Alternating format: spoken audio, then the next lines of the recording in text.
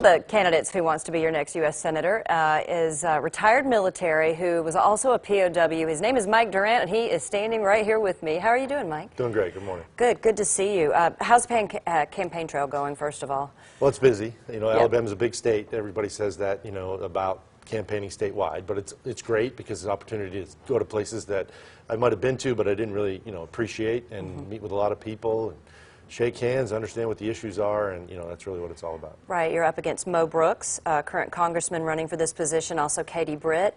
How are your numbers looking from what you're seeing internally? I mean, they look really good. We're ahead of where we thought we would be, both from a fundraising and a polling perspective, so we're happy. And you know, but in the famous words of a lot of coaches, you know, we're playing like we're behind. You can never get overconfident, not eat the rat poison. You know, we're all familiar with that phrase. Yeah. And just keep working it because you know, we got 82 days left to the poll or to the primary. Yeah. And we got to maintain the focus.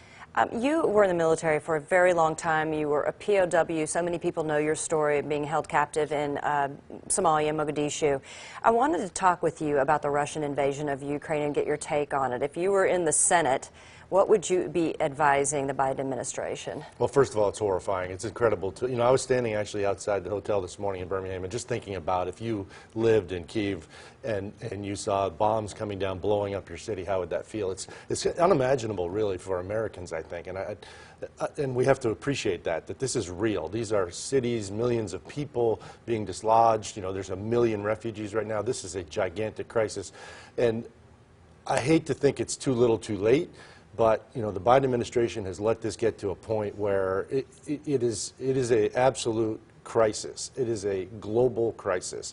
And you know, the things that are very simple that we can do now that we should have been doing, President Zelensky said it best when we offered him a ride. He said, I don't want a ride, I want bullets. You know, he needs things. There are specific things that the Ukrainians need right now that we need to do everything we can to make sure we get them to them. There's a lot of different initiatives going on. I mean, people are familiar with it. It's Stinger missiles, it's Javelin missiles, it's bullets. Unfortunately, it's a lot of first aid equipment to treat the wounded, civilians and military, drones, communication equipment. We just got to push to get all that done. So that's the military side supporting the Ukrainians.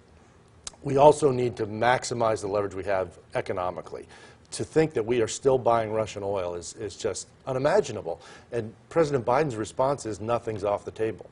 Why aren't we doing it? I mean, it's not off the table. We've got 30 seconds. I'll give you that time cue. Why do you think that is? Well, you know, obviously he's concerned about driving the price of gas up, which, you know, affects all of us. We understand that. But we have alternative sources of fuel, and he just refuses to turn that back on because of his commitment to the extreme, you know, Green New Deal people and folks that are so obsessed with climate change that they are willing to sacrifice everything else.